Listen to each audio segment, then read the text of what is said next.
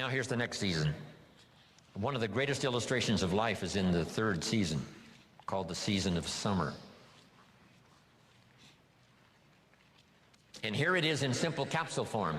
In the summer, you must do two major things. Here they are for your notes. Number one, nourish and give life like a mother. Nourish and give life like a mother. Next, protect and defend like a father. This is called the work of summer. Give life like a mother. Take life like a father. Love like a mother. Hate like a father. Any father would say to whatever threatens his family, take 2 more steps toward this family, you'll cease to exist. I'm father.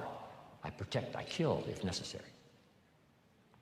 So you've got to nourish your garden, and then you've got to protect it by fighting the weeds and the bugs that are out to destroy it. As soon as you've planted, the busy bugs and the noxious weeds are out to take it.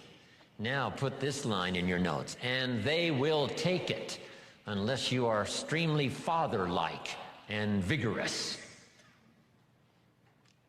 You have to develop a hatred for evil. The old prophet said, love good and hate evil, because those twin forces are at work always. Even in the beginning of the beginnings, Lucifer, according to the storyteller, tried to take over God's throne, didn't succeed, and so began the story of the creator and the spoiler. And so exists for all of us this great drama of the ability to create, but the destroyer not too far away. In another seminar I give, here's what I say, and this is good philosophy. It seems like opposites are in conflict and we are in the middle. Evil on one side, good on the other side. Illness on one side, good health on the other side. Darkness on one side, light on the other side. And they're in conflict. If you walk into a room that's dark and turn on the light, the darkness disappears and goes away. How far away does it go? Not very far. Waiting for a chance, what? To come back in. Move in, take over the territory. As light begins to lose its energy, darkness moves in. There's a war on. Here's what it's called. Push-shove. As we sit here, right? Good health plan is trying to defeat illness and drive it into a small corner. If you don't work on your good health plan, illness will drive your health into a small corner. It's called push and shove. In your bloodstream, there are red corpuscles to nourish like a mother and white corpuscles to fight and kill like a father. Thank God for white corpuscles that think negative all day. White corpuscles say, just show me some infection, I'll kill it. Because if I don't kill it, what? It kills you. White corpuscles say, it's my job today to make sure you don't get killed. So I'm here to fight. Have you got that now? Red to nourish, white to fight.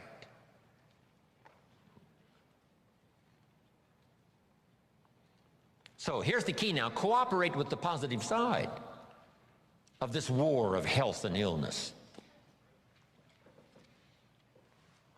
What if in this struggle the body calls for a banana and you send it a Coca-Cola?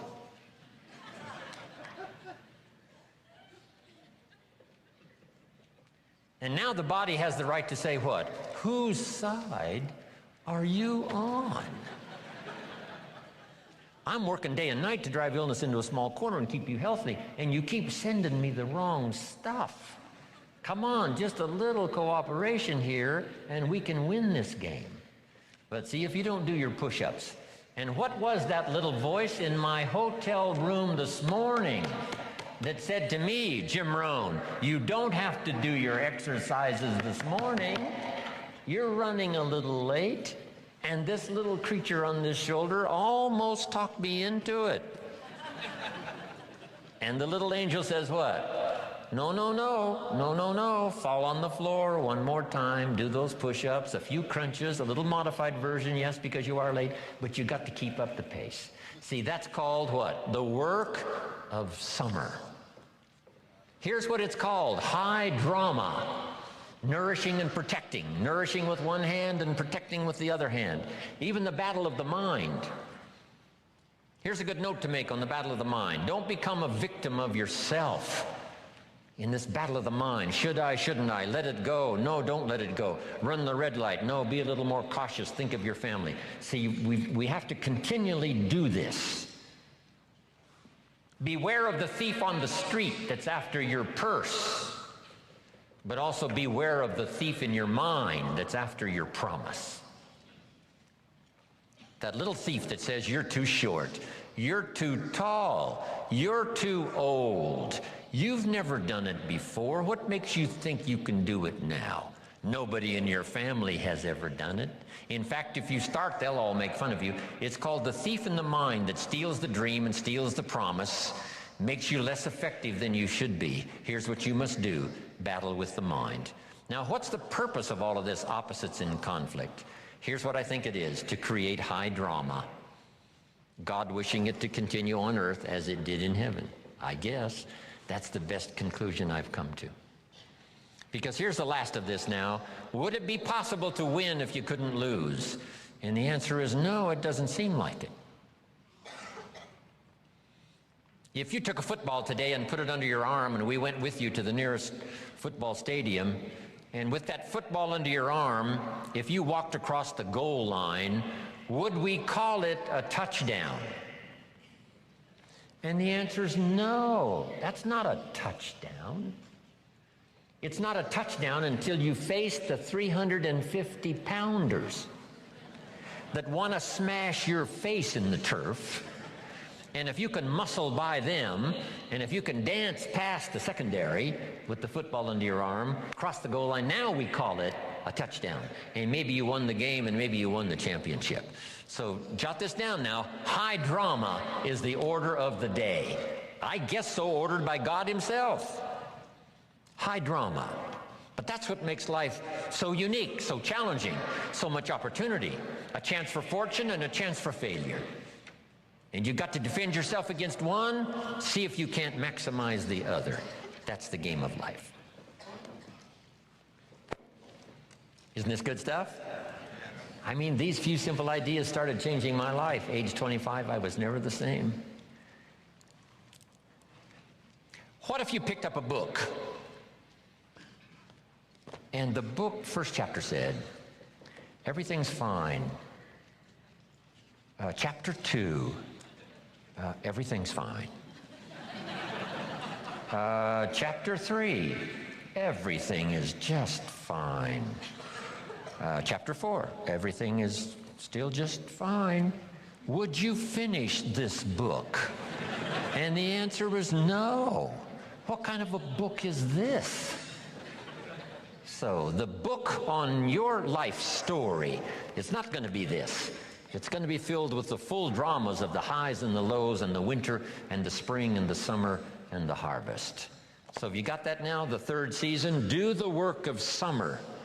Be both optimistic and vigilant. Two great words of antiquity, here they are. Number one is behold. That's the word from antiquity. The positive word is behold. Here's the other word, beware. One of the interesting bewares in the Bible is a little story that says, beware of the little foxes that are spoiling the vines. It doesn't look like it. You know, I come from, farm country, Idaho, where I make a little wine and grow a few crops. And you can look at a vineyard, hey, it looks okay. But this old story says, just because the vineyard looks okay, you gotta look a little closer. The little foxes may be eating the vines. So whether it's a personal relationship or a business opportunity or your future or your life or the management of your time or your health or whatever, I'm asking you to behold the possibilities and beware the dangers. That's the key. And all of that we call personal development.